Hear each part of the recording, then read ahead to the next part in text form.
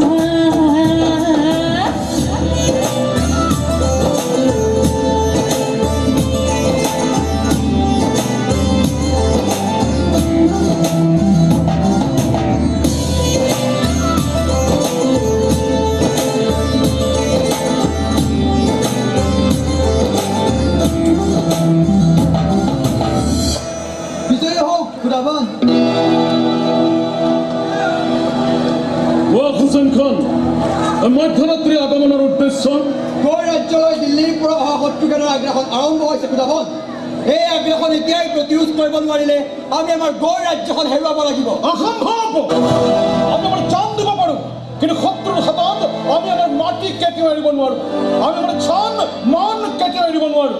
কিন্তু দিল্লীৰ বিশাল শত্ৰুঘাতক আমি কেনেকৈ বাধা দিম খুদাবন? আমাৰ হাতত থকা সেনাৰ হিচাপ তেনেই সীমিত। সেনাৰে যুঁজ দিবলৈ প্ৰয়োজন হয় সুদক্ষ যুঁজাৰুৰ, প্ৰয়োজন হয় নতুন ৰণনীতিৰ। আপুনি কাৰ কথা কৈছে খুদাবন? বেলেগ কাৰ কথা ক'ব পাৰোঁ? এই গৌৰাজ্যত এজনেইটো আছে তেনে যুদ্ধ, যাৰ অস্ত্ৰ চালনাৰ গতিবেগ দেখি বতাহেও হাৰ মানিবলৈ বাধ্য হৈছিল, যাৰ তেজৰ উত্তাপ সহিব নোৱাৰি আকাশৰ বেলিতো মেঘৰ পুৰখা পিন্ধিবলৈ বাধ্য হৈছিল। প্ৰথম অস্ত্ৰ, প্ৰথম কামান, এই গৌৰৰ ৰক্ষা কবচ দুৰ্বাক্ষণ।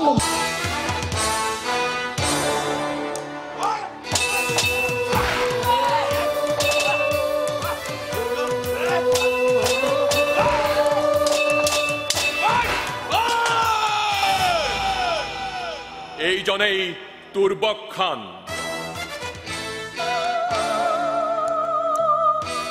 বংগদেশক সামৰি গঠন হোৱা ঐশ্বৰ্যশালী গৌৰ ৰাজ্যৰ চিপাহচালা অৰ্থাৎ প্ৰধান সেনাপতি, ৰণকৌশলত অপ্ৰতিদ্বন্দ্বী, যাৰ আগত ৰণুৱা তেজস্বী ঘোঁৰায়ো নতজানু হয়।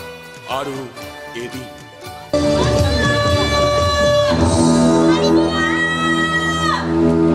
গভীৰ জংঘলত কোন হাচিনাই গৈছিল যে নবাবজনে আপুনি আৰু নবাবৰ দৰবাৰ ইমানেই সৰু হৈ গ'লে যে প্ৰাণ ৰক্ষাৰ ভয়ত এই গভীৰ জংঘলত পলাই ফুৰিব লগা হৈছে। তাকে তাৰ মৰমৰ বেটি জানে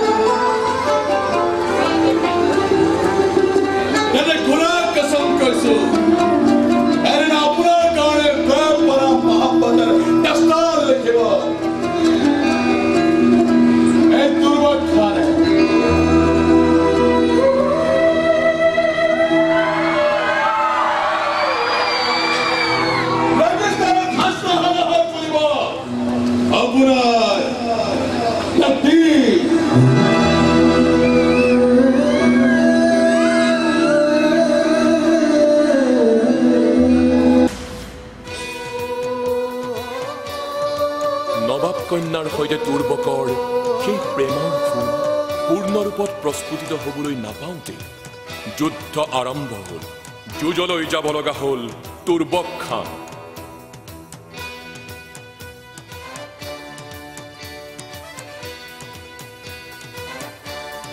পাঁচ বছৰীয়া ৰণত তুৰ্বক সেনাৰ জয় হ'ল। গৌৰ ৰাজ্যক আকৌ এবাৰ শত্ৰুৰ কবলৰ পৰা উদ্ধাৰ কৰি নবাবৰ কাষলৈ উভতি আহিল তুৰ্বক।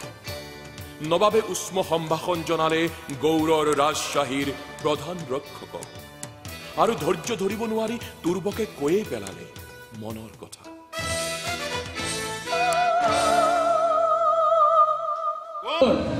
গৌৰৰ ছায়াজাতি ৰক্ষাৰ বাবদ তোমাক মই কি খিদমত কৰিব পাৰোঁ?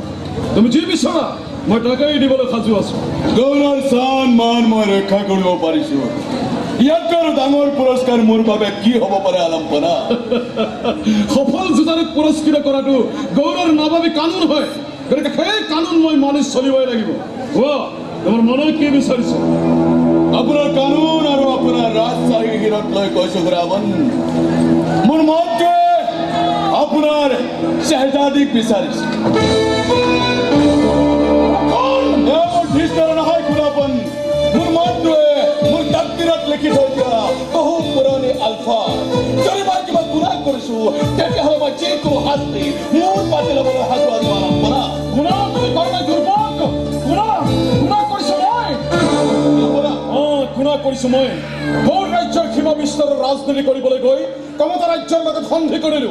বিনিময়ত মোৰ শ্বাহজাদীক তুলি তুলি কমতা ৰজাৰ হাতত শুনিছো কমতা ৰজাই মিছা অপৰাধত মোৰ শ্বাহজাদীক ৰাজপ্ৰাসাদৰ পৰা বিতৰণ কৰিছে।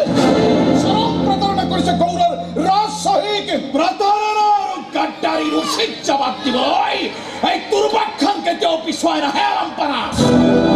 কিবা কৰিবলৈ যোৱাটো চৰম বিপদজনক। আহোম ৰাজ্য নদ নদী জংগল পাহাৰেৰে ভৰা। গতিকে তাত যুদ্ধ কৰি বিজয় হোৱাটো ইমান সহজ কথা নহয়। প্ৰয়োজন হ'ব নতুন ৰণকৌশলৰ। দৰকাৰ হ'ব বহু বেছি ৰণনৈপুণ্যৰ। যুদ্ধভূমি চাই তৰোৱাল চলোৱাৰ অভ্যাস। এই তুৰ্বক খানৰ আছে আপুনি কোনো হুকুম কৰা আহোম ৰাজ্যক কবৰ স্থান কৰিবলৈ এই তুৰ্বক খানক বৰ বেছি সময় নালাগে। যদি সঁচাই তুমি তাৰে কৰিব পৰা, যদি সঁচাই মোৰ শ্বাহজাদীক আখ্যাত অৱস্থাত উভতাই আনিব পৰা, কথা দিছে তুৰ্বক শ্বাহজাদী আৰু গৌৰৰ মাৰ্খ ৰাজ্য তোমাৰ। তেনে প্ৰতীক্ষা কিহৰ? গৌৰৰ ইজ্জত আৰু আপোনাৰ শ্বাহজাদীক উভতাই আনিবলৈ আমি কাইলৈ ৰাওনা হ'ম। হুছেইন খান বৰাবৰ সাজু কৰ। গৰীব খান অষ্টমণ্ডল উলংঘন কৰি কৰা। হাইদ খান বিনিতৰাজনী যাপন কৰিবলৈ পাহাৰ ভাঙিব লাগে ভাঙিম, নদী সিঁচিব লাগে সিঁচিম, কিন্তু এইবাৰ আহোম ৰাজ্যক কবৰস্থান কৰি পেলোৱাটো খানা আপুনি কেৱল হুকুম কৰা পৰা অসমীয়াৰ খবৰ এইবাৰ আমি খান্দে।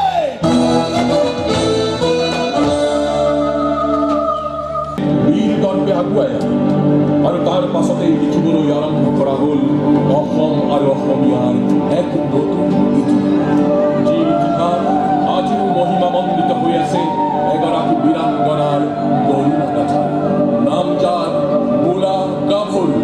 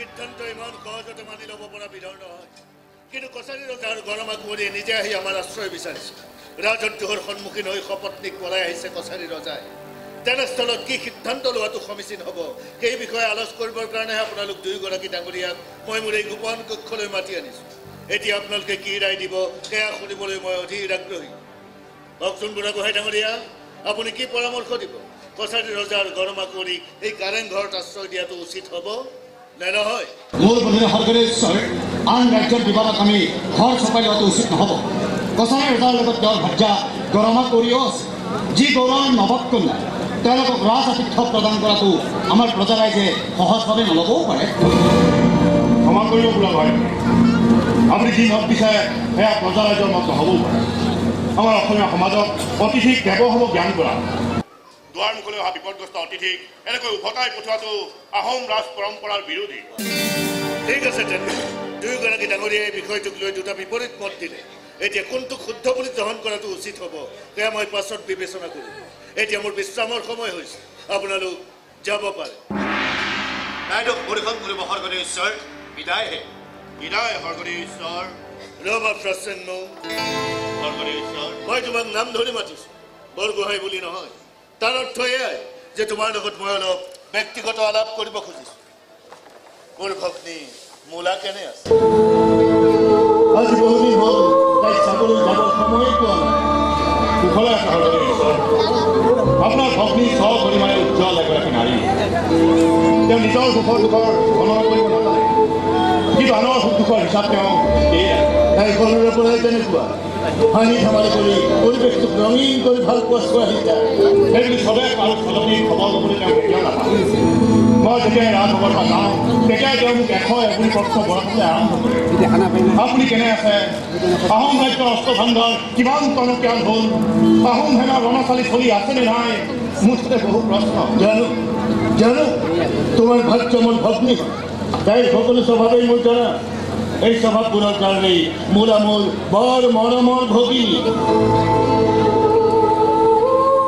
বহু বিশ্ব কৰি দেখাইছোঁ তাই তোমাৰ তুমি তাইক আদৰ যতন কৰিবা সেই সুযোগ তেওঁ মোক কেতিয়াও নিদিয়া হ'ল মানে ঈশ্বৰ ওলোটা তেওঁহে মোৰ ইমান আদৰ যতন লয় যে কেতিয়াবা মোৰ কাৰণে সেইবোৰ আমনিদায়কে হৈ পৰে মূলাই তোমাক আমনি কৰিছে আৰু তুমি সেইবোৰ হাঁহি হাঁহি সহ্য কৰিছা স্বামী স্ত্ৰীৰ সম্পৰ্কৰ প্ৰকৃত ৰহস্য ইয়াতেই লুকাই আছে এতিয়া কি কৰি আছে লুকাই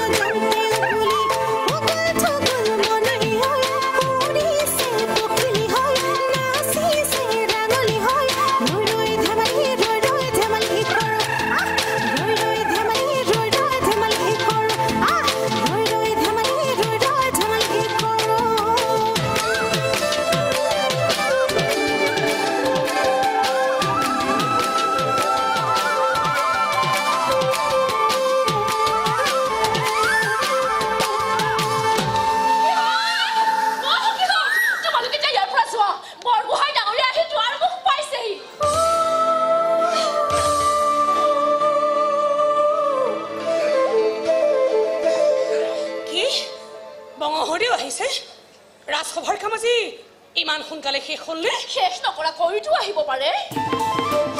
ঠিক তোমাৰ স্ত্ৰীয়ে চাগে তেওঁক বৰকৈ আমনি কৰি আছে, সেইকাৰণে লৈ সকলো আহি গৈছে বিৰহ বেদনাত কাতৰ হৈ। নে কি কোৱা সখীসকল? হ'ব হ'ব, সুবিধা পালেই তোমালোকে মোক এনেকৈ জোকাব নালাগে।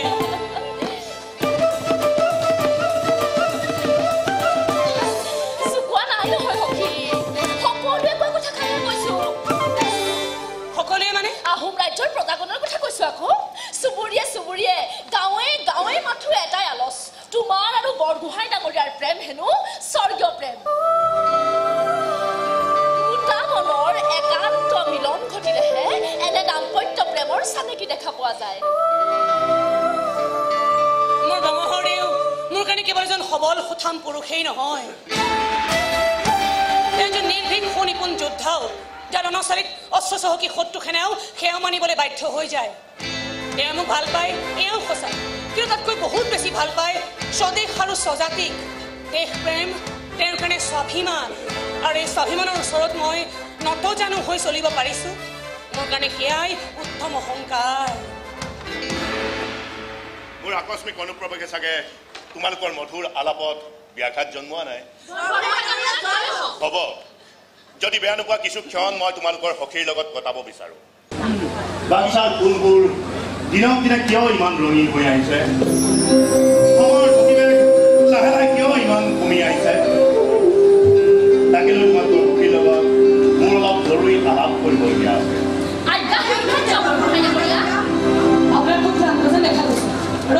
মই আপোনাৰ বিশ্ৰামৰ আয়োজন কৰোঁ। নাযাবা মুলা, মোৰ কাষত থকা তোমাৰ সংগঠেই মোৰ কাৰণে সৰ্বোত্তম বিশ্বাস।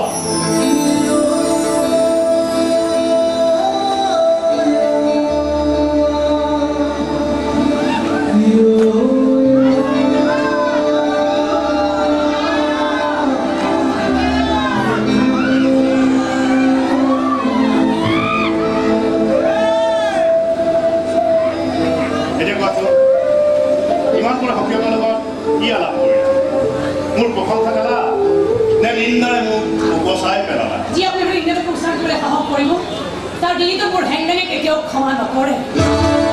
হেংদামটো যে মনত কৰিছে, বহুদিন হ'ল তোমাৰ লগত অস্ত্ৰ চালনাৰ অনুশীলন কৰা।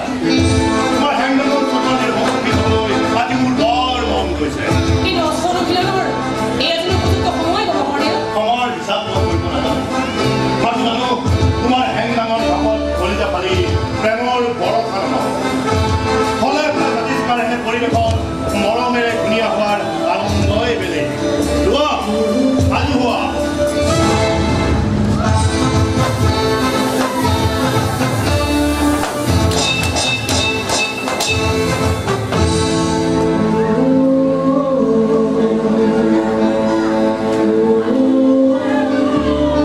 ইমান সহজতে সমৰ্পণ নকৰিবা, মোৰ মনটোৱে বেজাৰ পাব।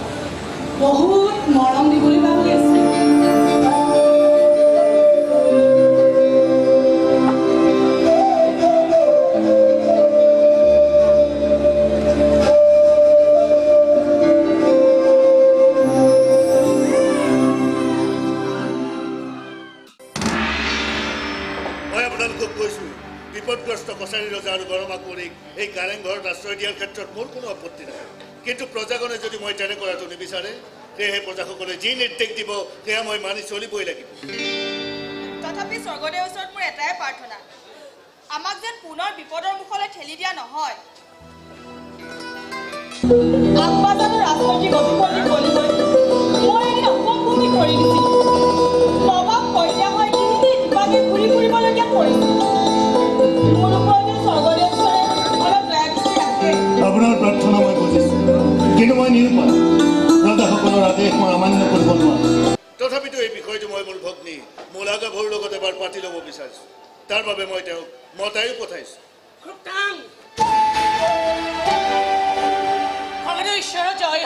মূলা আজি বহুদিন হ'লে কাৰেংঘৰটোৰ পদধূলি পৰা নাই বৰগোহাঁইৰ লগত চক্ৰং সম্পন্ন হোৱাৰ পাছৰ পৰা তই যেন ৰাজসভাক এৰাগীয়ে কৰি পেলাই ৰাজসভাৰ ৰাজ্যৰ প্ৰতিটো সংবাদে মোৰ অৱগত স্বৰ্গদেৱ ঈশ্বৰ এই ধৰ্ম পালন কৰা যেতিয়াই সময় হ'ব আপুনি মোক আপোনাৰ কাষতে পাব যেনেকৈ আজি লৰি আহিছোঁ আপোনাৰ আমন্ত্ৰণ পাই আপোনালোকৰ কাৰণে শয়ন কক্ষ সাজু হৈ আছে তাতে গৈ বিশ্ৰাম কৰোঁ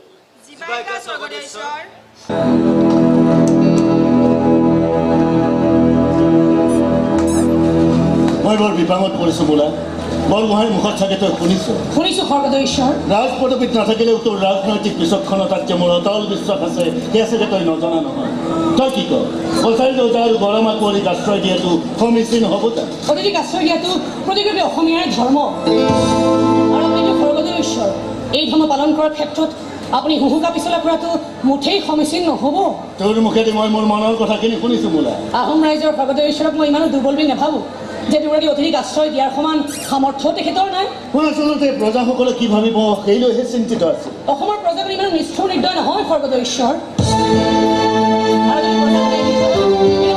কৰেও তেন্তে তেওঁলোকক বুজনিৰে সৈমান কৰাটো আপোনাৰেই দায়িত্ব মোৰ দ্বিধাগ্ৰস্ত মনটোক তই আত্মবিশ্বাস দিছ মোৰা নিশ্চিত থাক মই কেতিয়াও আহোম ৰাজ পৰম্পৰাৰ বিৰোধী কাম নকৰোঁ তাৰ পিছে অস্ত্ৰ চালনাৰ অনুশীলন কৰি আছনে নাই নে সাংসাৰিক দায়িত্বৰ হেঁচাত সেইবোৰ এৰিয়ে পেলাইছ কোনো হেঁচাতে অসমীয়া নাৰী কেতিয়াও অস্ত্ৰ ত্যাগ নকৰে স্বৰ্গদেৱ ঈশ্বৰ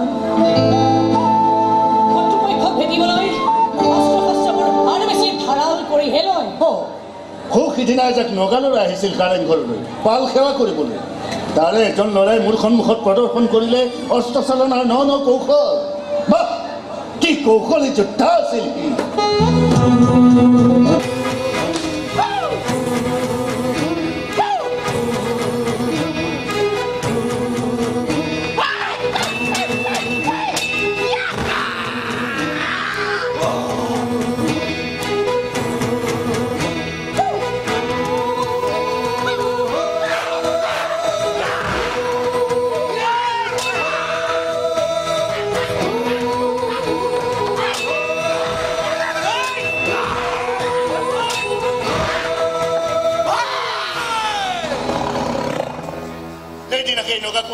চালনা দেখি সকলো স্তম্ভিত হৈ গৈছিল তাতোতকৈ আচৰিত কথা কি জানো এই নগা কোঁৱৰৰ চেহেৰাৰ সৈতে আমাৰ পিতাদেউৰ চেহেৰাৰ অদ্ভুত সাদৃশ্য আছে পাছত বহুকানে গম পালো সেই নগা কোঁৱৰ বোলে আমাৰ পিতাদেউৰে সন্তান এবাৰ আমাৰ পিতাদেউক নগা বিদ্ৰোহীৰ হাতৰ পৰা নগা খুনবাৱে ৰক্ষা কৰিছিল তাৰে পুৰস্কাৰ স্বৰূপে নগা খুনবাও স্বৰ্গদেৱে এগৰাকী চমুৱা কুঁৱৰী দিলে তেতিয়া চমুৱা কুঁৱৰী আছিল সন্তান সম্ভৱা নগা খুনবাৰ লগত সংসাৰ কৰোঁতেই চমুৱা কুঁৱৰী এটি সন্তান জন্ম দিলে আৰু সেই সন্তানটিয়ে হ'ল আমাৰ পিতাদেউৰ ঔৰসজ্জন্মা এই নগা কোঁৱৰ তাৰমানে তেওঁ আমাৰ ভাতৃ কেৱল ভাতৃয়ে নহয় স্বৰ্গদেউৰ পুত্ৰ হিচাপে তেওঁ ৰাজসভাত স্থান পাবৰ যোগ্য তাতে আকৌ তেওঁ সুনিপুণ যোদ্ধা আপোনাৰ ৰাজসভাত এনেজন যোদ্ধাই স্থান পালে খুবেই জৰুৰী তাতে আকৌ তেওঁ স্বৰ্গদেউৰ পুত্ৰ গতিকে প্ৰাপ্য অধিকাৰৰ পৰা তেওঁক বঞ্চিত কৰাটো মুঠেই সমীচীন নহ'ব স্বৰ্গদেউ ঈশ্বৰ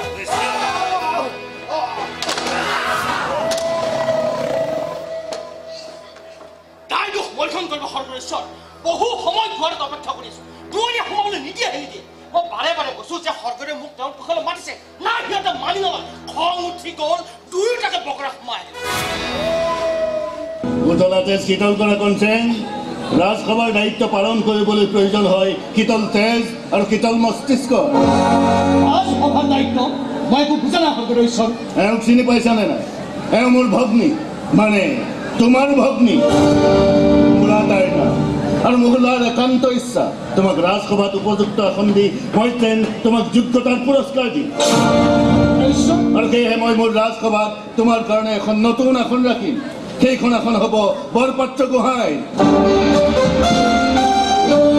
আহোম ৰাজত্বৰ প্ৰথম গৰাকী বৰপাত্ৰ গোহাঁই হবা তুমি কনচেন বৰপাত্ৰ গোহাঁই নথৈ কৃতাৰ্থ হৈছো ভদ্ৰেশ্বৰ কৃতাৰ্থ হৈছো আপোনাৰ ওচৰতো মূৰাই লগতে কথা দিছো দেহত শেষ দুবাৰ তেজ থকালৈকে মই এই আহোম ৰাজ্যৰ ৰক্ষকৰ ভূমিকা পালন কৰিম আৰু যিয়ে এই ৰাজ্যক ক্ষতি কৰিবলৈ আহিব তাৰ লগত মই অযথা যুদ্ধ নকৰো এমূৰৰ পৰা কাটি পেলাম শত্ৰুৰ নাম লওঁতে তেজ উতলি আহিলেই নে মূৰৰ পৰা তেজলৈকে চব মোৰ উতলিয়ে থাকে কি কৰিম এতিয়া মই যি দেখিছো বৰপাত্ৰ গোহাঁইৰ আসনখন বৰ মজবুতকৈ বনাব লাগিব যেন পাওঁ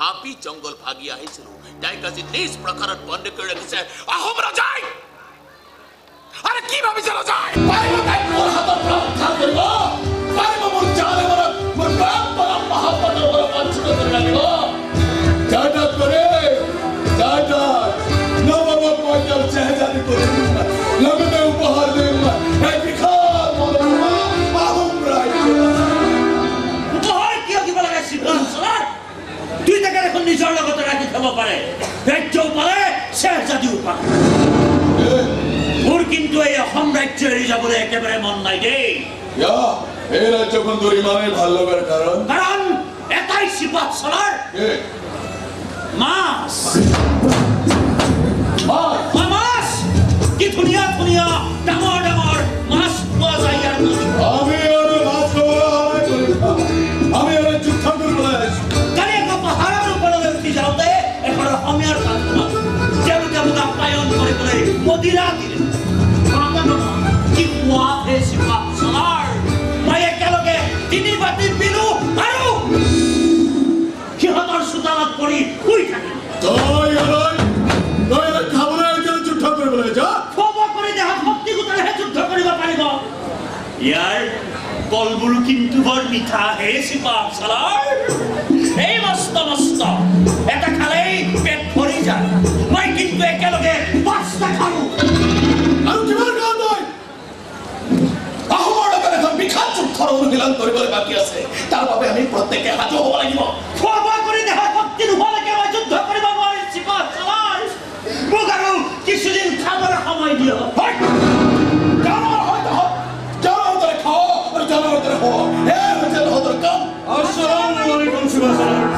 Alaikum assalam, Hayat Khan. Kyo Hayat Khan? Azir Khan apne ebaro more hibir loya khana hai. Ne bhabilo le je jutta khatam hoy gol. Mero nodi aru pahar so isha korisu. Ke isha puron koribo lage. Ami ala paisari kori ahi. Or hal kori ahi.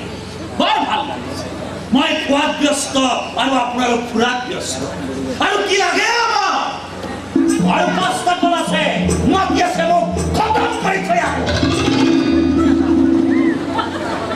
কেনে লাগিছে আপোনাৰ এই অগম দেখ ভাবিছা আল্লাহর আনকি দাস্তান এই যে মরুভূমির শুকান বালিত খুঁজতে যে হাইরান হইতো আমার কারণে এইখন দেশ বহুত খুবসুরত দিলরুবা আৰু এই দিলৰুবাক আমি নিজৰ কৰি ল'বলৈ কসম খাইছো আৰু এই কসম আমি পুৰা কৰিবই লাগিব একো কথা কাম নহয় দুৰ্ভক্ষণ যেনেকৈ আমি কছাৰী ৰাজ্য ধ্বংস কৰি আহিছো ঠিক একেদৰে আহোম সেনাকৰ্মী অতি সহজতে পতন ঘটাব পাৰি দুশ্মনক দুৰ্বল বুলি ভবাটো ডাঙৰ মূৰ্খামি Hayat Khan মই যিমানখিনি গম পাওঁ আহোমৰ প্ৰতিগৰাকী সৈনিকে একোজন পৰিপূৰ্ণ যোদ্ধা মহিলা প্ৰহাৰ কোনো শত্ৰু পক্ষই সিহঁতৰ আগত দৃষ্টি পাব নাই আৰু ভাবি যাম আমাৰ সৈন্যবাহিনী আপুনি একমাত্ৰ মহিলা সমস্যা আমাৰ ধৰ্মত যদিও মহিলাই যুদ্ধাংগ মানুহ বুলিও নাই কিন্তু প্ৰয়োজন আপোনাৰ যুদ্ধক্ষেত্ৰ তাৰ বাবে যেন প্ৰতিটো মুহূৰ্ততে সাজু হৈ থাকে মোৰ বেগমৰ কি কাম এই যুদ্ধভূমি একো ক'ব নোৱাৰি Hayat Khan সময় বা কাৰ কেতিয়া প্ৰয়োজনীয়তা মাতি আনে খোলা অফিচ ভাবি যান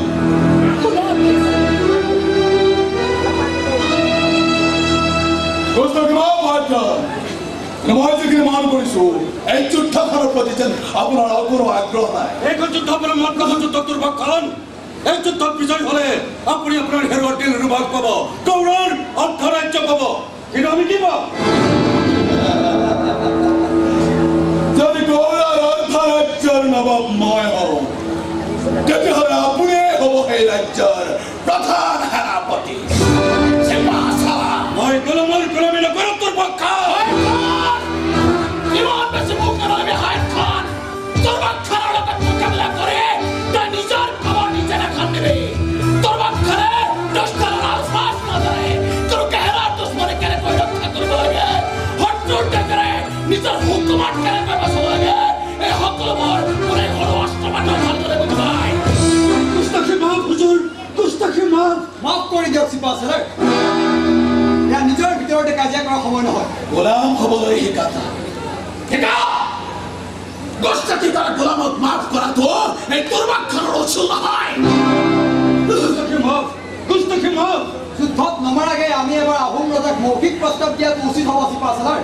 যদি আমাৰ এই প্ৰস্তাৱ আহোম ৰজাই মানি লয় তেন্তে যুদ্ধৰ কোনো প্ৰয়োজন নাথাকিব। মই যাব পাৰো সেই প্ৰস্তাৱ লৈ। মই যাম।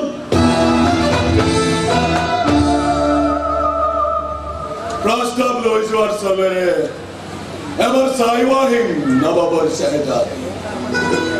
লাগিলে এবাৰ সুধিও আহিম তাই এই দুৰ্ভক্ষলৈ কেতিয়াবা তাই মনত পৰে নাই যে দিল আৰু যা দুইটা কুৰ্বান কৰিবলৈ সাজু আছিল। তাৰ দিল ৰুবৰ কাৰণে তাৰ হুচন তাৰ আন্দাজ দেখি আৰু তাৰ দিল খায়াল হৈ গৈছিল। মই বেয়া কৰি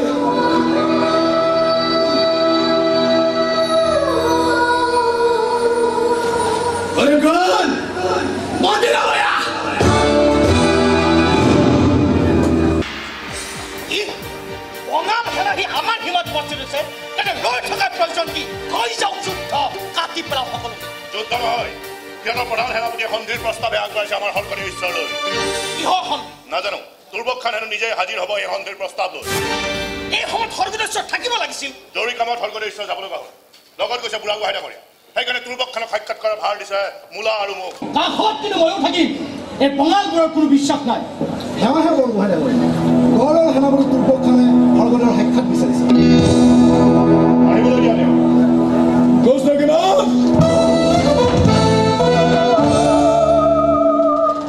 অনুমতি লৈ অপেক্ষা নকৰি সোমাই সন্ধিৰ প্ৰস্তাৱ লৈ ইমানদৰে বাহিৰত ৰৈ থাকিব নোৱাৰে। আৰু দুৰ্ভক্ষণক বাহিৰত ৰখাই থোৱাৰ হিম্মত এই যে আহোম হুকুমতৰ নাই, সেইখিনি সমস্তাৰি মোৰো নথকা নহয়। আপোনালোকৰ ৰজাক মাতিলে মোৰ কাম ধৰা সোনকালে হ'লহেঁতেন। হলকৰী ঈশ্বৰ বৰ্তমান কাৰেঙত নাই। আপোনাৰ যি ক'ব লগা আছে মোক ক'ব পাৰে। কিবা ক'বলৈ যোৱাৰ আগতে মই কিবা এটা চাব বিচাৰো। কি দেখুৱাব লাগিব তোক? মোৰ দিলৰ গৌৰৰ নবাব চাহেজাদে যাক নবাবৰ ৰাজনীতিৰ কাৰণে মই হেৰুৱাই পেলাব লগা হৈছিল। গৌৰৰ নবাবৰ চাহেজাদে আৰু যাক বন্দী কৰি ৰখা হৈছে ইয়াৰ প্ৰাসাদত। নহয় তেতিয়াহ'লে তেওঁ কোনটো কৈশৰ আছে মোক দেখুৱাই দিয়ক। তেওঁ কাৰণে হাজিৰ কৰক, মই এবাৰ চাব বিচাৰো। যদি আমি সন্মান কৰোহে জানো তেখেতক প্ৰদৰ্শন কৰি সন্মান লাভ কৰিব নোৱাৰো আমি। কোনটো সক্ষম আছে মোক দেখুৱাই দিয়ক, মই নিজেই গৈ তেওঁক দৰ্শন কৰি আহোঁ। ইমান বেছি স্পৰ্ধা নকৰিব দুৰ্ভক্ষণ। সন্ধি কৰিবলৈ অহা মানুহৰ তেজেৰে সেই কাৰেং ঘৰ লেটাৰ কৰাৰ ইচ্ছা আমাৰ নাই। ভাল লাগিছে জংলী অসমীয়াৰ মুখত এনেকুৱা গৰম আলফা শুনি। জংলী বুলি কৈছ? কৈছো অসমীয়া জাতিটোক কৈছো। পাহাৰ বগোৱা আৰু নাও চলোৱাৰ বাহিৰে বেলেগ একো এটা কৰিবলৈ শিকা নাই। সন্ধ্যালৈ নহলে যি গৰ্ব সংঘাত দেখুৱাইছ তাক খতম কৰি পেলাবলৈ এটা দুৰ্ভক্ষণাই কাফে। তোক খতম কৰিবলৈ মোৰ এখন হেণ্ডেগাই যথেষ্ট। শান্ত হোৱা।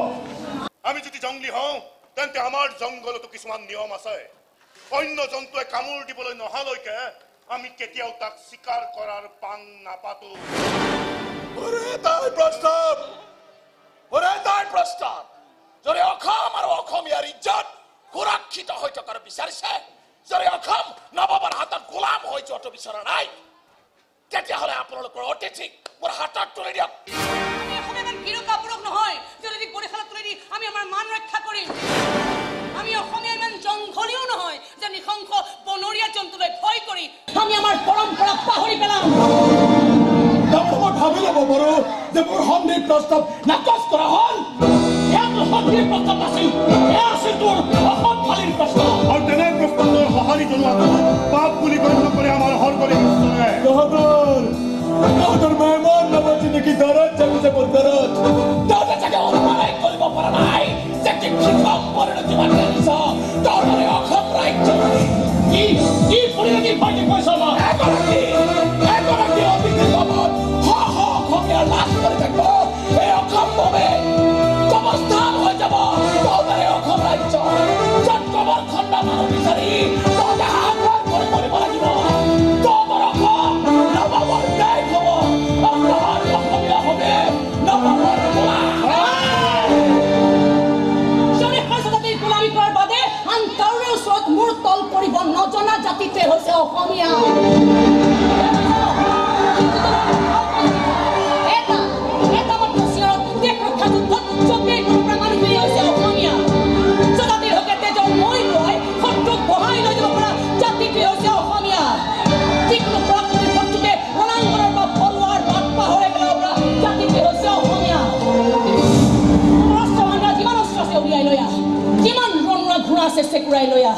যুদ্ধত আমি দুৰ্বল জ্ঞান কৰি শত্ৰু কচু কটা নিদিয়াকৈ থকাৰ নিয়ম সেই অসমীয়া জাতিৰ নাই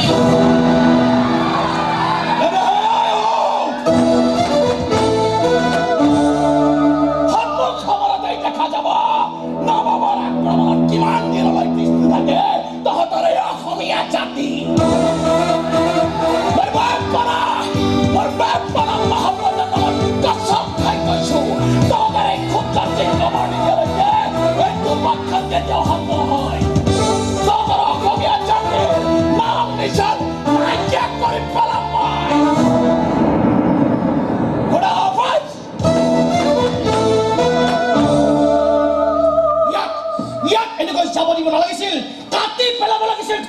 তাৰ মানে যুদ্ধ হোৱাটো নিশ্চিত অসমীয়া জাতিৰ অস্তিত্ব ৰক্ষাৰ প্ৰথমখন সংগ্ৰাম যদি থাকিব অসমীয়াৰ গৌৰৱ আৰু অহংকাৰৰ ইতিহাস এই ইতিহাসৰ প্ৰতিটো পৃষ্ঠাত যুগ যুগান্তৰলৈ লিখা থাকিব প্ৰতিগৰাকী অসমীয়াৰ নাম হয়তো আপোনাৰ হয়তো মোৰ ৰৈ থাকিব নালাগে কনচেন ৰণদণ্ডুবি বজাই সকলোকে জনাই দিয়া যাওক স্বদেশ ৰক্ষাৰ খন সমাগত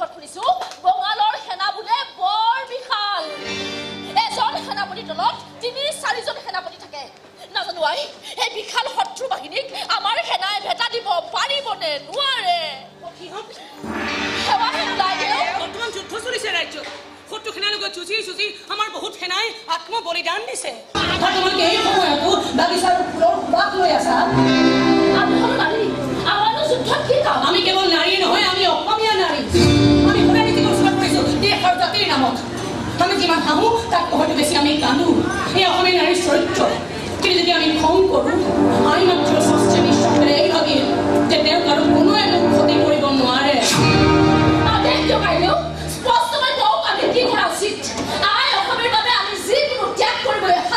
নিজৰ স্বামী ভাতৃ কোনোবাই ভয় পেপ লাগি ঘৰ এন্ধাৰ চুকত সোমাই আছে তেওঁ টানি আজৰি আনি যুদ্ধৰ পথৰ ব্যৱস্থা কৰা দুৰ্বক্ষেমা ধৰা বস্তু দেখি ৰামাংগৰৰ পৰা আহিছে তেওঁ দেখি হেংদাম ফোন কৰি ক'বা এই অসম ভূমি কালটোৰ ওপৰত দেশ নহয় যদি জীয়াই থাকিবৰ ইচ্ছা নিৰ্ভীক পুৰুষ হৈ যুঁজ দিয়ক আৰু যদি কোনো মুহূৰ্তত আমি যুঁজলৈ যাবলগীয়া হয় তাৰমানে মৰমণি খেলাক জগাই তোলাৰ এই উপযুক্ত সময় বহুদিন পাৰ হ'ল অনুশীলন বন্ধ কৰা আমাৰ তেজেও চাগে সমলা বাঢ়িছে হেংদাম ঘৰটো চাগে মামৰে ধৰিছে হেংদাম ঘৰক ধৰাব লাগিব তেজবোৰক উতলাব লাগিব শত্ৰুৰ তেজেৰে পখালিব লাগিব হাই অসমীৰ চৰণ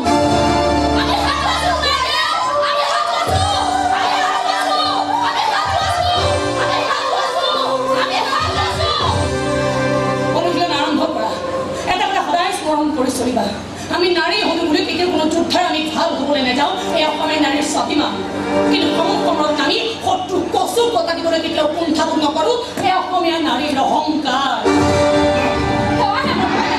আমাক জৰুৰী আমন্ত্ৰণ জনাইছে সকলো ঈশ্বৰে আমি এতিয়া যাব লাগিব কাৰেঙলৈ কিবা দুখ মাৰিছে নেকি মহোদয় দুঃসংঘাতেৰে ভৰি পৰিছে যুদ্ধভূমি সংখ্যা দুৰ্বক্ষেৰা বিশাল অস্ত্ৰ ভাণ্ডাৰ সিহঁতৰ বহুত বেছি শক্তিশালী সিহঁতৰ সহগুৰা শব্দত আমাৰ হস্তি সেনা অগ্ৰসৰ হ'বলৈ ভয় কৰা হৈছে সিহঁত বৰ নিশংস মূলা বৰ নিষ্ঠুৰ সিহঁত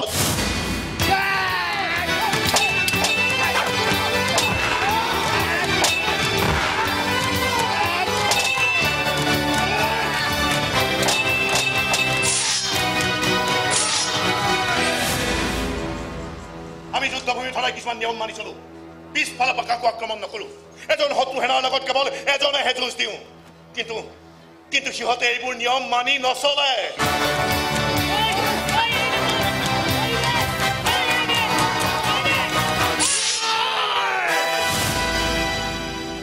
যদি সিহঁতে নিয়ম মানি নচলে তেন্তে আমিও অনিয়ম কৰিবলৈ বাধ্য এই কথা আমাৰ প্ৰতিজন সৈনিকক বুজাই দিয়াটো উচিত আছিল এই তিনিদিনৰ লগত আমি ইতিমধ্যে আমাৰ বহু সৈনিকে হেৰুৱাইছো ঘৰে ঘৰে ইতিমধ্যে কান্দোনৰ ৰং শুনা গৈছে এই যুদ্ধ কৰাৰ সময় যুদ্ধৰ সময়ত চকু পানী বৈ লাভ নাই বোৱাব লাগে যদি শত্ৰুৰ তেজ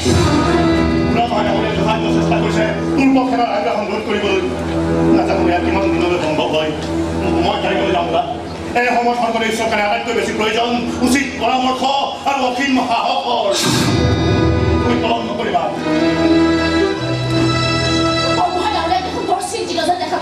তেওঁ এজন প্ৰকৃত দেশপ্ৰেমিক হাই মাতৃৰ সংকটৰ সময়ত স্বশ্ৰী নিৰ্যাত যাপন কৰা পুৰুষ তেওঁ নহয় তোমাক এই সমৰভ্যাস আৰম্ভ কৰা এটা কথা সদায় মনত ৰাখি চলিবা আমি পুত্ৰ কন্যা ঘৰ বাৰী সকলো ত্যাগ কৰিবলৈ সাজু কিন্তু আই মাতৃৰ সন্মানৰ লগত কেতিয়াও আমি আপোচ নকৰোঁ সমৰভ্যাস আৰম্ভ কৰা সকলো সাক্ষাৎ কৰি ময়ো যোগ দিম তোমালোকৰ লগত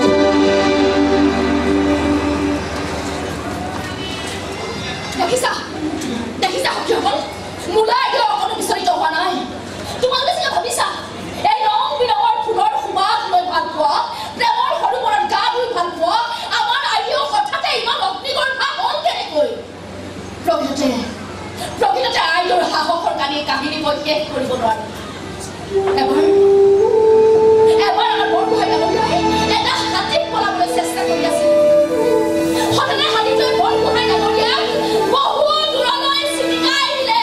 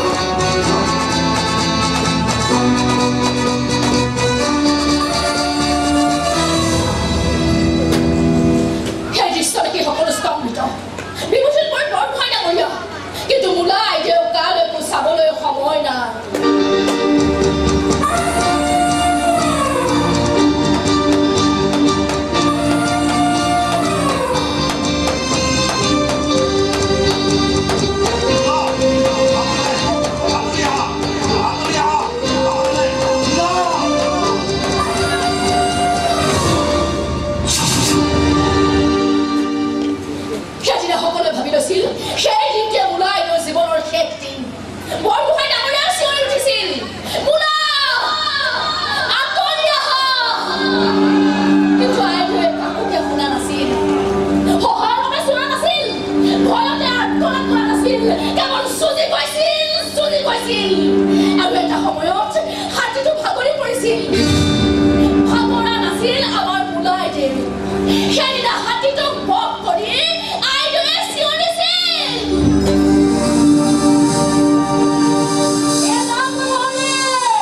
অসমীয়া নাৰীয়ে যুঁজিবহে জানে, হাৰিব নাজানে।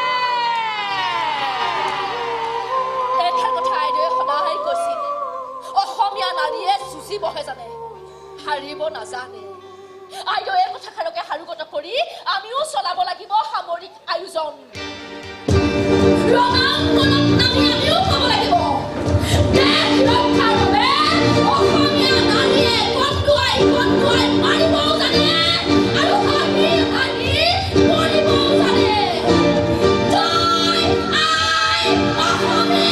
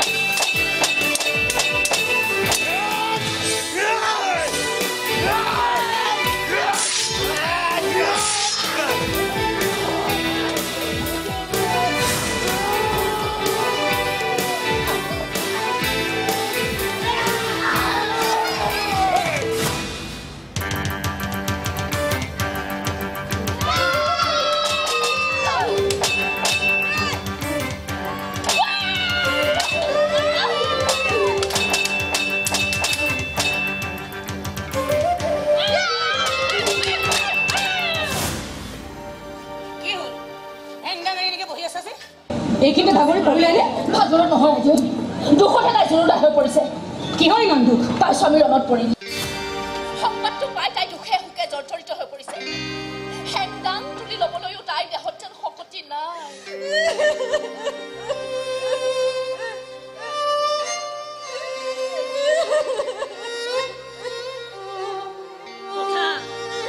চকু পানী মুচি পেলোৱা। তুমি বৰ ভাগ্যৱতী। তুমি এনে যেন মানুহক গমহৰ দি বুলিব পাৰিছা, যে নিজক উচ্চকাত ক'বলৈ ভয় কৰা নাই।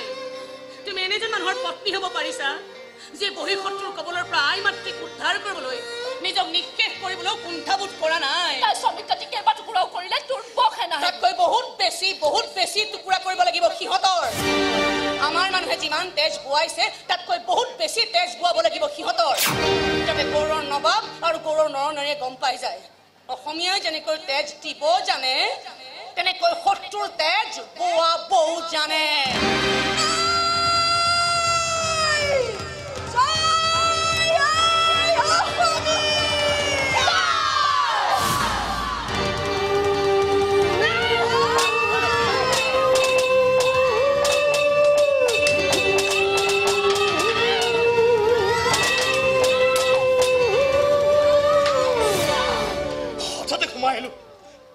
মাৰ্জনা কৰিব আইদেউ। কনচেন তুমি তোমালোক যোৱাচোন, কিবা সংবাদ আছে নেকি কনচেন? নহ'লে তুমি এনেকৈ নাহা যুদ্ধভূমি এৰি। সংবাদ নহয় আইদেউ, এটি দুখ সংবাদহে আছে। কি দুখ সংবাদ কনচেন? বুঢ়াগোহাঁই ডাঙৰীয়া ৰণত পৰিল। আইদেউ, বুঢ়াগোহাঁই ডাঙৰীয়াক হত্যা কৰা হ'ল। দুৰ্বল সেনাৰ অন্যতম সেনাপতি হায়েত খানে তেওঁক বৰ নিষ্ঠুৰভাৱে হত্যা কৰিলে।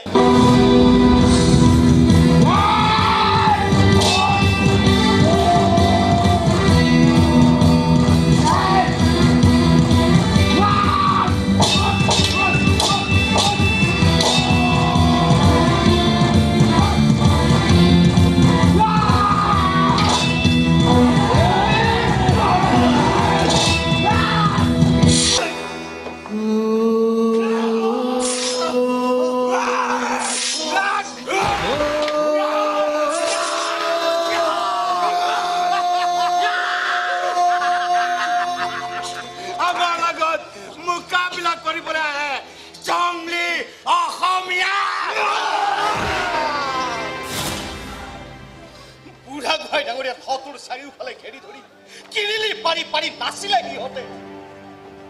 কি যে লাজ লগা দৃশ্য আছিল সেয়া। এজন মানুহক ৫-৬জনে ঘেৰি ধৰি হত্যা কৰিছে, তাতেই কি বীৰত্ব সিহঁতৰ। মোৰ তেনেকুৱা আছিল যে এতিয়াই ৰণাংগনত নামি পৰো আৰু এদিনৰ পৰা কাটি পেলাওঁ সকলোকে। সঁচা কথা কৈছিল কনচেন, সিহঁতৰ পৰাক্ৰমত আমাৰ সৈন্য সামন্ত বিধ্বস্ত হৈ পৰিছে নেকি? সেয়া মানৱৰ লগত দানৱৰ যুঁজ আইলে। যি পৰিস্থিতি নাহক কিয় মানৱে কেতিয়াও দানৱৰ আচৰণ কৰিব নোৱাৰে নহয়। কি কয়? তেওঁ বৰ চিন্তাক্লিষ্ট। বৰগোহাঁই ডাঙৰীয়াৰ লগত আলাপত ব্যস্ত। কিন্তু এটা আলাপ কৰাৰ সময় নহয় কনচেন, শত্ৰু পৰাক্ৰম ৰোধ কৰাৰ সময়। সেয়া সম্ভৱ হ'ব যদিহে বৰগোহাঁই ডাঙৰীয়াৰ নেতৃত্ব দিয়া আমাৰ সৈন্য সকলোৱে নিশ্চয় তেনে সিদ্ধান্তই ল'ব। এই সিদ্ধান্ত আৰু কিছুদিন বিলম্ব হ'লে ভাল আছিল কনচেন। বিলম্বৰ কোনো সুযোগেই নাই। আমি যদি ভেটান দিওঁ সিহঁতে ঠাউকতে আহি আমাৰ ৰাজ্য দখল কৰিব, হয়তো বন্দী কৰি প্ৰেৰণ কৰিব গৌৰৰ কাৰাগাৰলৈ। সেইটো হয়েই, কিন্তু বৰগোহাঁই ডাঙৰীয়া ৰণলৈ যাবলৈ হ'লে তেওঁ নতুন ৰক্ষা কৱচৰ প্ৰয়োজন হ'ব। সেই কৱচ আপুনি কি দিব? আপোনাৰ সাহস আৰু সংকল্পৰে গঢ়া কৱচ পিন্ধি নতুন উদ্যমেৰে যুঁজত নামিব বৰগোহাঁই ডাঙৰীয়া। মোৰ কাৰণে সেয়া হ'ব আটাইতকৈ গৌৰৱৰখন। কিন্তু সেই গৌৰৱৰ অংশীদাৰ হ'বলৈ মোক আৰু কিছু দিনৰ প্ৰয়োজন কনচেন। পূৰ্ব সেনাক বুজিবলৈ এটা দিন কিয়, এটা ক্ষণো অপেক্ষা কৰিব নোৱাৰি মোলাই দেউ। অচিৰেই বৰগোহাঁই ডাঙৰীয়াক ৰণলৈ প্ৰেৰণ কৰাৰ যোজনা কৰে। তেওঁ বিচাৰিলে তেওঁৰ লগত ময়ো যাম চাহটো হ'ল আৰু যিয়ে তেওঁ ক্ষতি কৰিব আহিব এদিনৰ পৰা কাম চাই থাকক। ইপিনে খবৰ পাইছো আহোম সেনাৰ অৱস্থা কাহিল হোৱা দেখি দুৰ্বল সেনাৰ বাহনত বিৰাট আনন্দ। কিৰিলি পাৰি পাৰি জঁপিয়াই জঁপিয়াই নাচিছে সিহঁতে।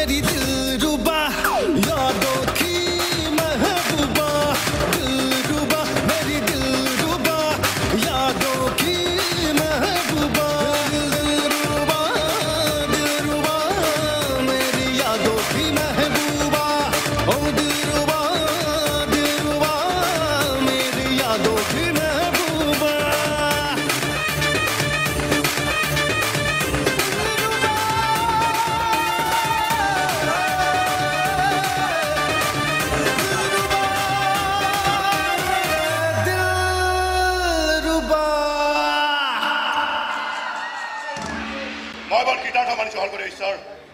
আপুনি যে মোক বিদায় সম্ভাষণ জনাবলৈ মোৰ আৱাসত আহি উপস্থিত হৈছেহি, মোৰ কাৰণে ইয়াতকৈ আনন্দৰ কথা আৰু কি হ'ব পাৰে? এই আহোম ৰাজ্য দুৰ্ভোগৰ হাতৰ পৰা ৰক্ষা কৰিবলৈ তুমিয়ে মোৰ শেষ আশা ভৰসা। শক্তি আৰু সংখ্যা দুয়োটাতে আমাৰ সেনা সিহঁততকৈ বহুত বেছি দুৰ্বল। ইতিমধ্যে আমাৰ বহু সুনিপুণ যোদ্ধা ৰণত পৰিছে। তেনেস্থলত তুমি খুব সাৱধানে ৰখাব লাগিব। ফাৰ্ষ্ট মোক আপুনি আজি আকৌ মোক নাম ধৰি মাতিছে যে? এই সংকট কালত মই আজি পাহৰি যাব পৰা নাই, যাক মই আজি বিপদৰ মুখলৈ ঠেলি দিবলৈ ওলাইছোঁ। তেওঁ এই ৰাজ্যৰ বৰগোহাঁই হোৱাৰ লগতে মোৰ ভগ্নীৰ স্বামীও। কোনো ভাতৃয়ে নিবিচাৰে তেওঁৰ ভগ্নীৰ দাম্পত্য জীৱনলৈ কিবা বিপদ আহক, কিন্তু মই তোমাক আজি সেনাপতি পাতি কোনো ভাতৃয়ে কৰিব নোখোজা কাম এটাকে কৰিবলৈ ওলাইছোঁ। কাৰণ মই এই ৰাজ্যৰ স্বৰ্গদেৱ, ৰাজ্য ৰক্ষাৰ দায়িত্ব আছে মোৰ ওপৰত। তাৰ বাবে লাগিলে মোৰ ভগ্নী মূলাৰ ওচৰত মই ক্ষমা মাৰ্জনা বিচাৰোঁ। তেনে বক্তব্যৰে মূলাৰ দেশ প্ৰেমক লজ্জিত নকৰিব শংকৰদেৱ ঈশ্বৰ। আজিৰ দিনত মূলা আটাইতকৈ বেছি সুখী নাৰী, কিয়নো তেওঁৰ স্বামীয়ে বৰ সেনাপতি হৈ দেশ ৰক্ষাৰ যুঁজলৈ যাবলৈ ওলাইছে।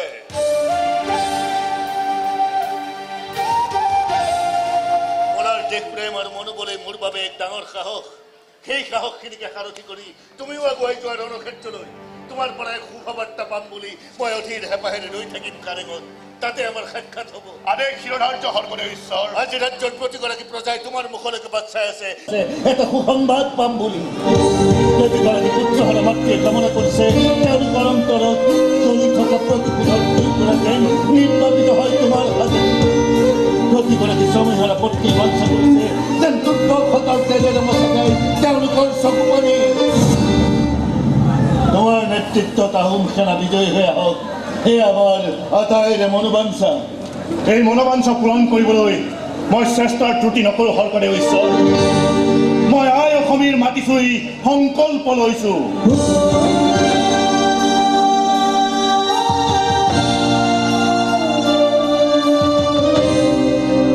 এই সংকল্পৰ জয় হওক।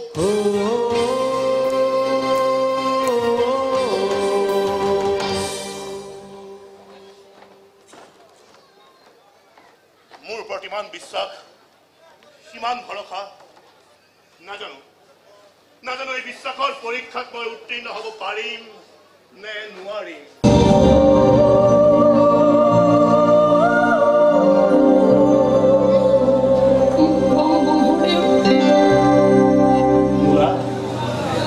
কি হ'ল, তুমি সুদা হাতেৰে আহিছা যে?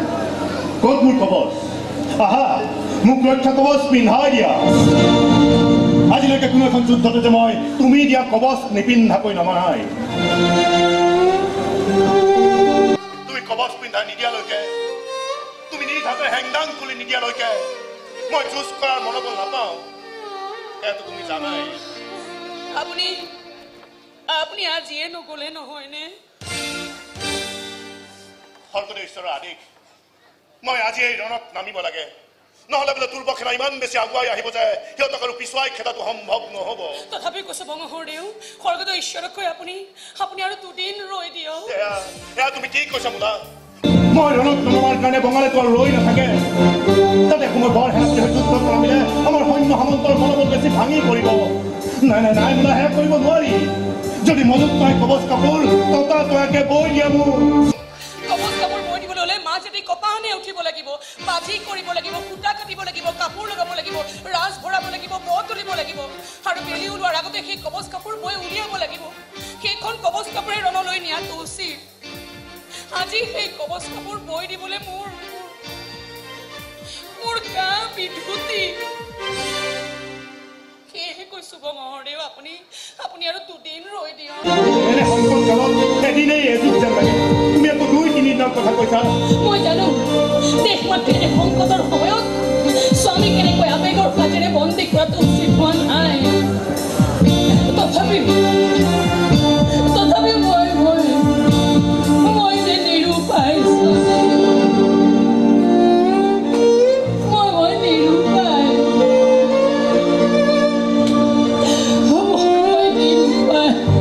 দুখ নকৰিবা মূলা, তুমি কবচ বৈ দিব নোৱাৰিলে কি হ'ল? তোমাৰ আদৰ মৰম বিশ্বাসখিনিতো আছে, সেইখিনিকে কবচ কৰি পিন্ধি মই বঙালৰ লগত যুঁজ দিম।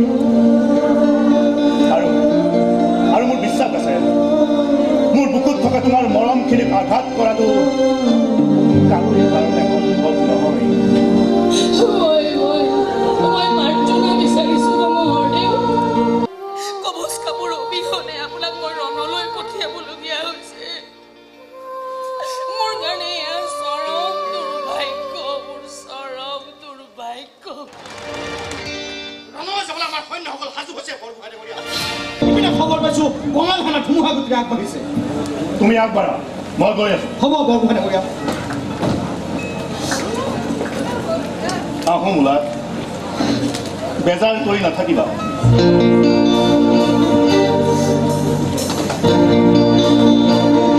ৰণক্ষেত্ৰত মোক দুৰ্বল কৰিবলৈ তোমাৰ এটোপাল চকু পানী যথেষ্ট। আপোনাৰ স্মৃতিয়ে বৰকৈ আমনি কৰে। তথাপিও চকু পানী নেপেলাওঁ মই। চকু পানী মোৰ খিচি নিজৰ আনন্দৰ নিজৰা পুৱাই দিম আপোনাৰ ৰণাংগনলৈ।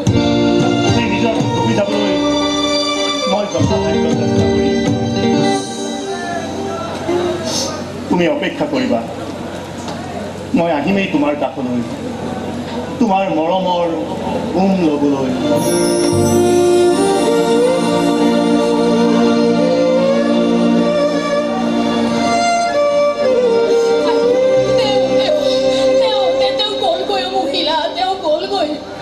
প্ৰতিগৰাকী অসমীয়া নাৰীৰ কাৰণে এইখনটো বৰ গৌৰৱৰ ক্ষণ।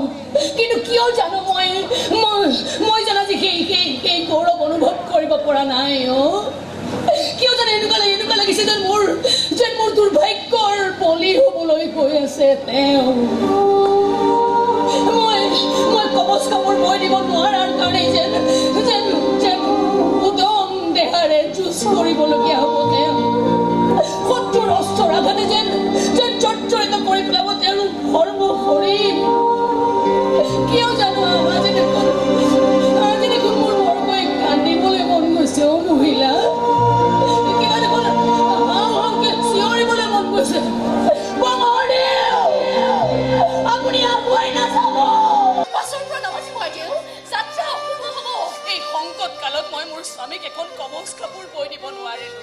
ইয়াতকৈ অশুভ সংকেত আৰু কি হ'ব পাৰে? মহিলা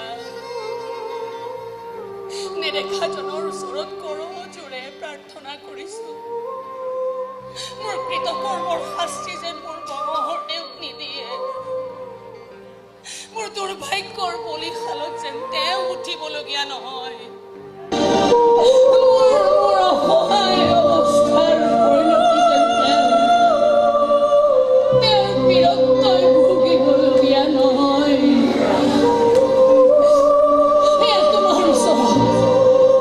এগৰাকী বিব্ৰত পত্নী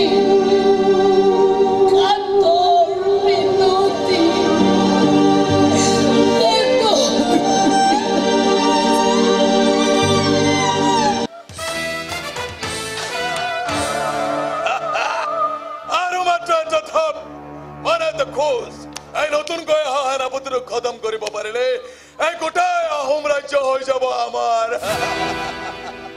আহোমৰ ৰজাক বন্দী কৰে আমাৰ নৱবৰ্ষম চাও কলম বনা। আপুনি আপোনাৰ শ্বাহজাদীকে আনিবলৈ পঠাইছিল, মই কিন্তু লগত এখন ৰাজ্যও লৈ আহিছো।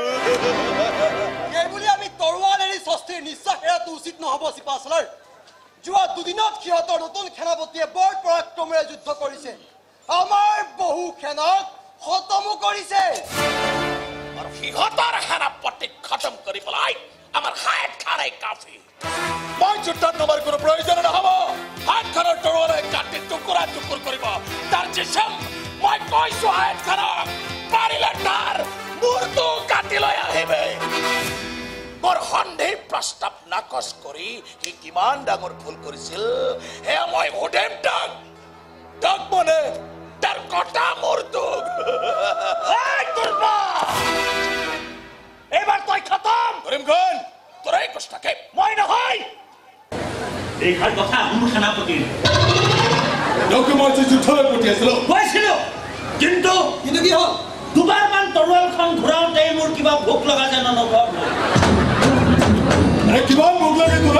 এনেতে নদী দেখোন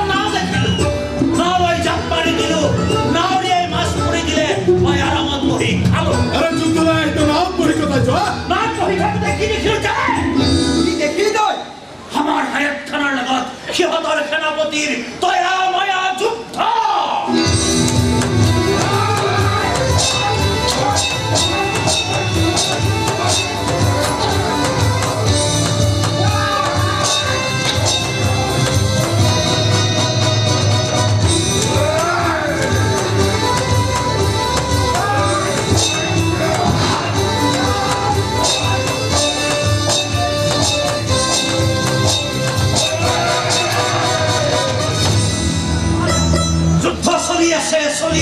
চলি আছে তাৰ পিছত যি দৃশ্য দেখিলো পুৰা মাছ মুখৰ ভিতৰতে জিন্দা হৈ নদীলৈ জাপ মাৰি আৰে কি দেখিলি তই ভালদৰে বুজা নক কিয় হয় দেখিলো হায়াত খানৰ পেটত সিহঁতৰ সেনাপতিৰ প্ৰচণ্ড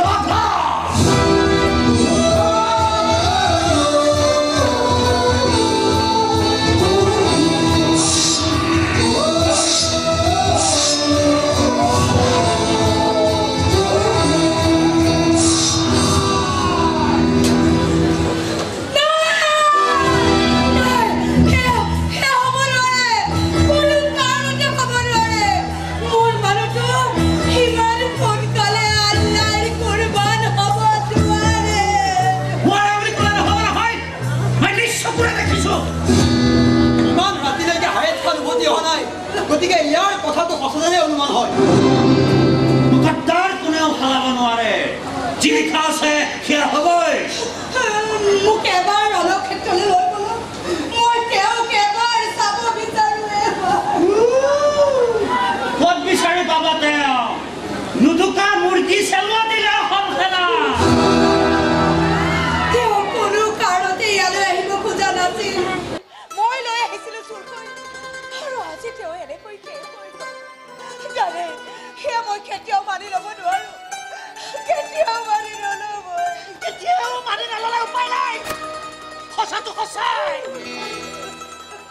যদি আপুনি ইচ্ছা কৰে আমাৰ মানুহে কাইলৈ আপোনাক নি গৌৰত থৈ আহিব পাৰে নাই মই ইয়াৰ পৰা নাযাওঁ মোৰ মানুহটোৰ কেঁচা খুনৰ বদলা নোলোৱাকৈ মই ইয়াৰ পৰা নাযাওঁ মোৰ চহৰৰ তেজেৰে যিয়ে মজ মস্তি কৰিছে তাক খতম নকৰাকৈ মই ইয়াৰ পৰা কলৈকো নাযাওঁ মোক ইজাজত দিয়ক চিপাচালাৰ কাইলৈ মই তৰোৱাল লৈ যুঁজ কৰিম নামুমকিন আমাৰ যুঁজত ঔৰজ্যতে ভাগ লোৱাৰ কানুন নাই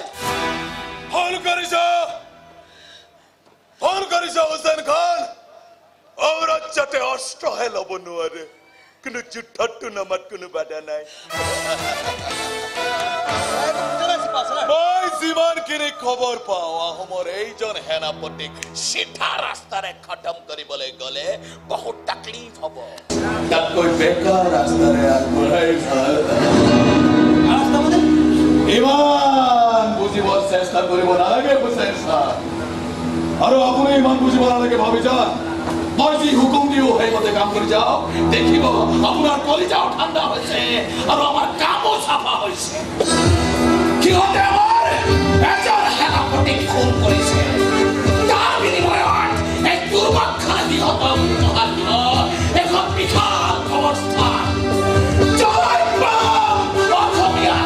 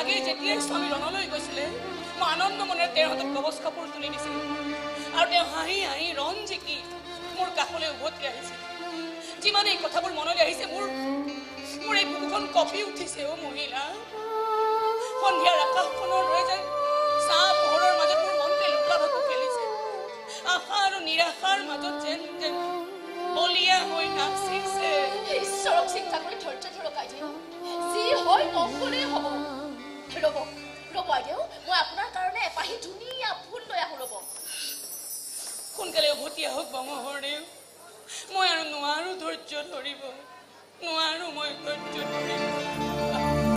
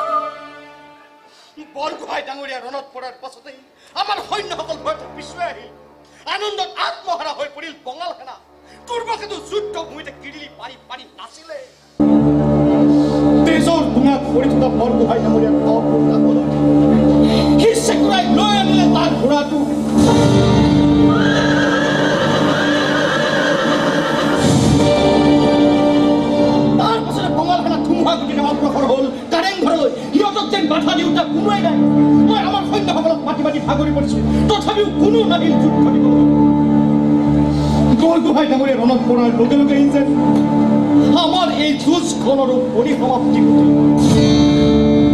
বৰ বেয়াকৈ পৰাস্ত হ'লো আমি বৰ বেয়াকৈ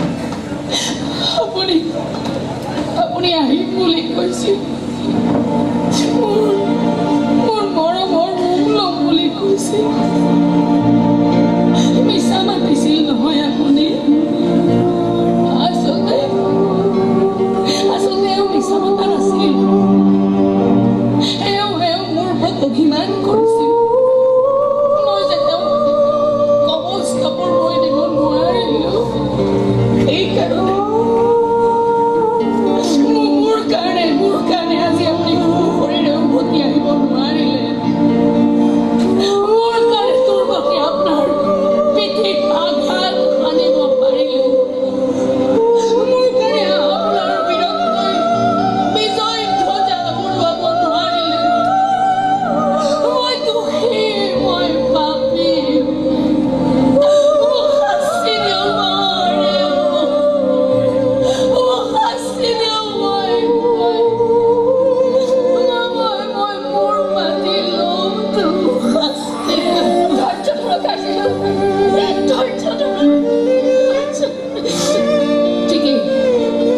এই সময়ত চকু পানী পেলাই মই মোৰ মহোদয়ৰ বলিদানক মই কলংকিত কৰিব নোৱাৰো তেওঁৰ বীৰত্বৰ কাহিনীক মই আধৰুৱা কৰিব নোৱাৰো অন্তৰখনে কান্দিছে হাও হাওকৈ কানি কানি উত্তৰ বিচাৰিছে বঙালৰ পৰা মোৰ মানুহটোক অন্যায় ভাৱেৰে হত্যা কৰিলি কিয়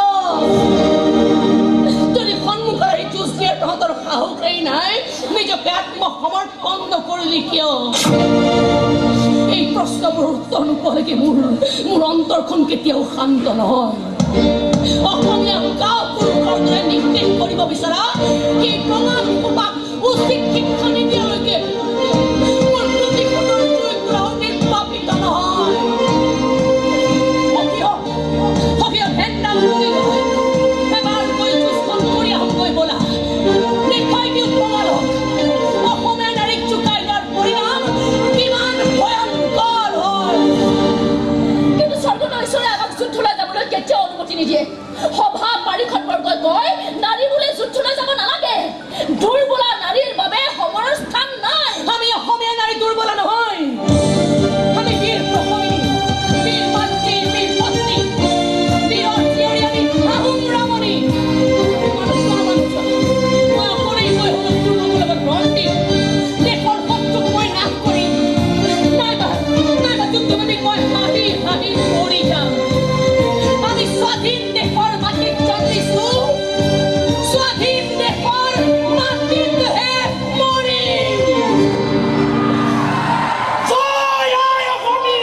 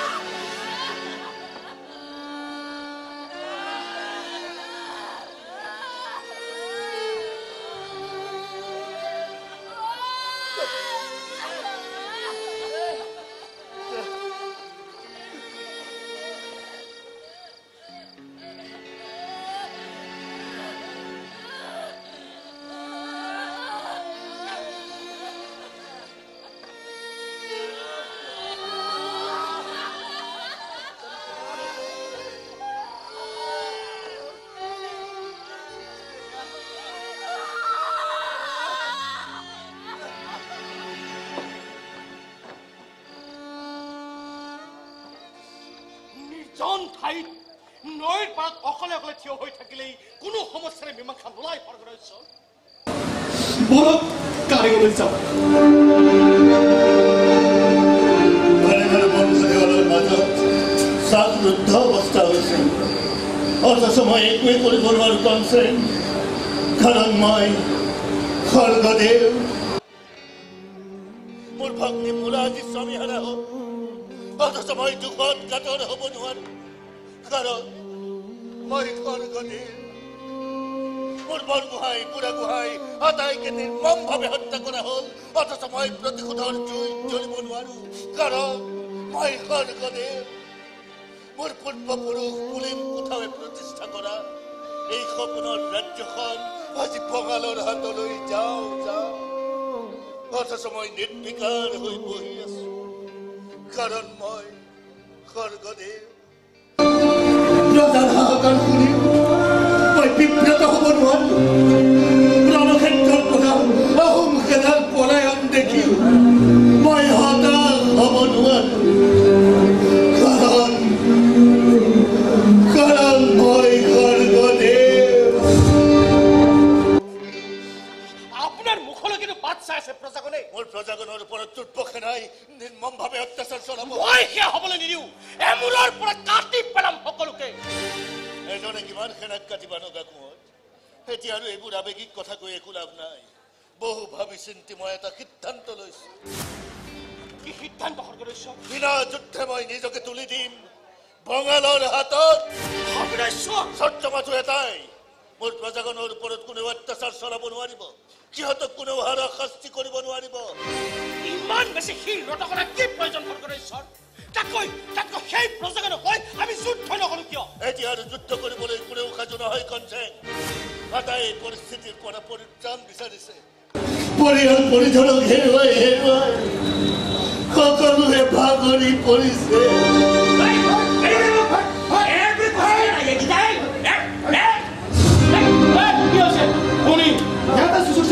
বহু সময় থিয় দি আছে, বঙালৰ সেনা হয় সেনা নহয়, সেনাপতি।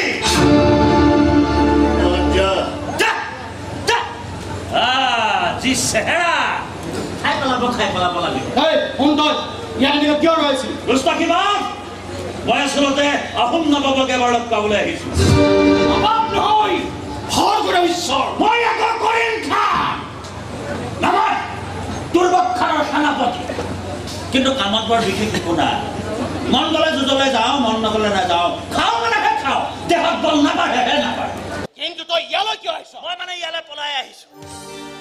মোৰ আৰু তালৈ উভতি যাবলৈ মন নাই, ইয়াতে থাকি যাবলৈ মন। ইয়াত বহুত ভাল ভাল বস্তু খাবলৈ পায়, আমাৰ তাত আকৌ নাপায়। যদি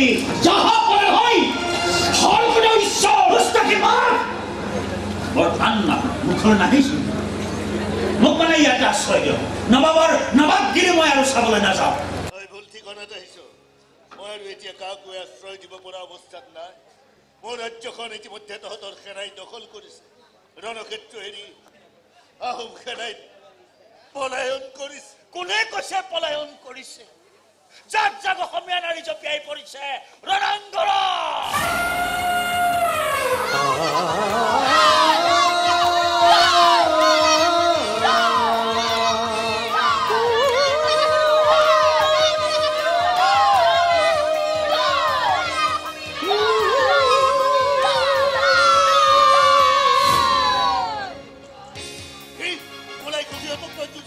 অকল যুঁজত নামাই নহয়, আমাৰ সৈন্যক টুকুৰা টুকুৰকৈ কাটিবলৈ আৰম্ভ কৰিছে, আৰু এই দৃশ্য দেখি আমাৰ দুৰ্ভোগ হৈ গৈছে। কিন্তু মোলাই যুঁজত কিয় নামিছে তাকো মোৰ অনুমতি নোলোৱাকৈ? কাৰণ আইদেৱে ভালকৈয়ে জানে যে আপুনি কেতিয়াও অনুমতি নিদিয়ে।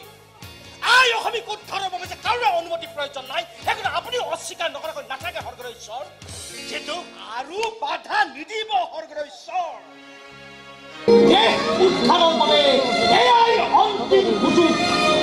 এই সুযোগৰ সদ্ব্যৱহাৰ নকৰাকৈ নাথাকো।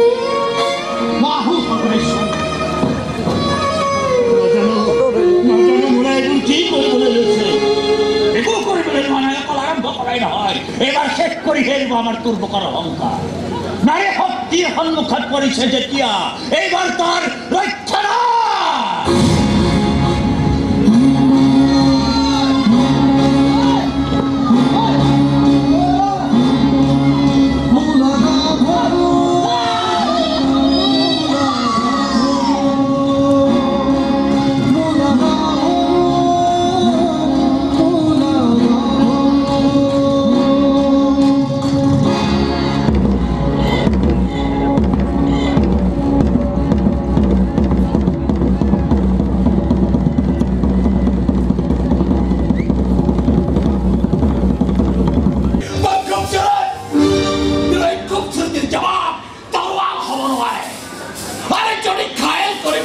এই মন তেতিয়াহ'লে তহঁতৰ ৰূপ সৌন্দৰ্যৰে ঘাইল কম এটা নহয় খা তোৰ প্ৰকাৰ দৰে পাঠাৰী যোদ্ধাক দেখিলে এই ৰাষ্ট্ৰৰ ঠাই আপোনা আপুনি নোহোৱা হৈ যায় মোৰ বীৰ স্বামীক পিঠিত খপিয়াই তই নিজকে এতিয়া পাঠান হোৱাৰ অহংকাৰ দেখুৱাবলৈ আহিছ তোক দেখি মোৰ ঘৃণাও কৈছে তোৰ বখান এই অসমীয়া জাতিৰ দুৰ্ভাগ্য যে তোৰ দৰে এটা ভীৰু কাপুৰুষৰ তেজেৰে আমি আমাৰ পবিত্ৰ হেংনাংবোৰক লেতেৰা কৰিবলগীয়া হৈছে মই ভীৰু কাপুৰুষ নহয় আৰু নহয় কাৰণতে তই মোৰ সন্মুখত আজি এনেদৰে থিয় দি থাকিব পাৰিছ আৰে নাৰীৰ লগত যুদ্ধ কৰা কাৰ্যক পাঠানে ঘীণ কৰে কষ্টকৈ নকওঁ কিয় যে তই পলাই ফুৰিছ তই কাপুৰুষ সেয়েহে মোৰ স্বামীক এনেকৈ হত্যা কৰিলি আজিকৈ কৈছ নাৰীৰ লগত যুদ্ধ কৰাটো ঘৃণাৰ কথা মোক কিয়ালি বুলি কৈ নিজে পুৰা সিংহ ওলাইছ নীলাজ বঙালৰ জান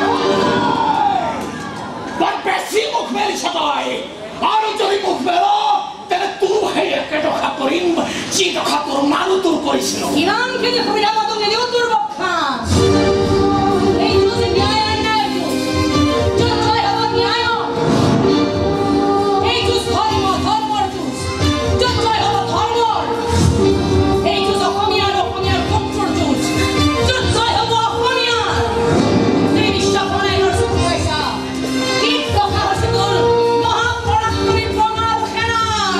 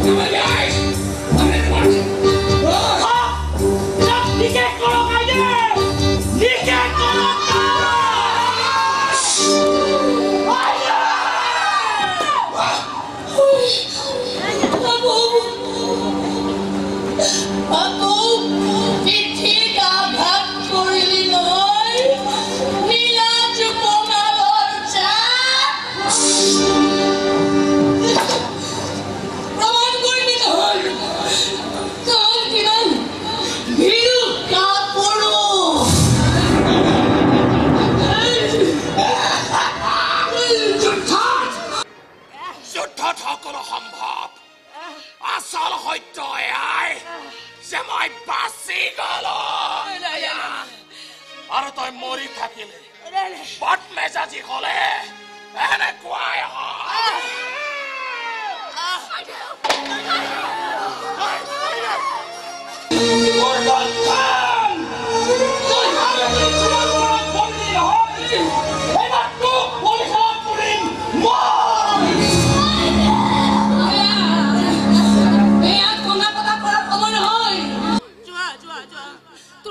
অৱশিষ্ট সৈন্য সামন্তক খেদি পঠোৱা গৈ যোৱা মোৰ মৃত্যুত কোনে কথা কৰি আই অসমীৰ অমূল্য সময় নষ্ট নকৰিবা যোৱা বঙালক খেদা গৈ যোৱা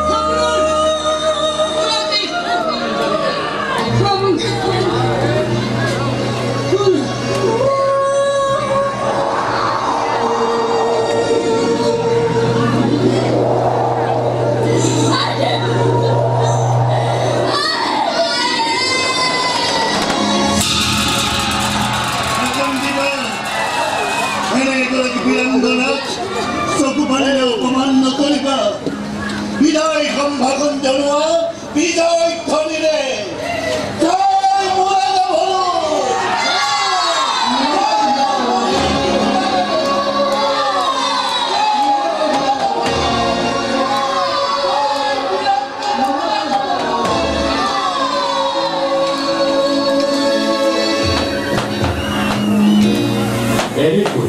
এনেকৈ এগৰাকী বীৰাংগনাৰ বলিদানেৰে দখলদাৰী মহলৰ পৰা উদ্ধাৰ পাইছিল আমাৰ অসম। দুৰ্বক্ষণ আজিও আহি আছে, চলে বলে কৌশলে দখলদাৰী বাহিনী আহিও আছে।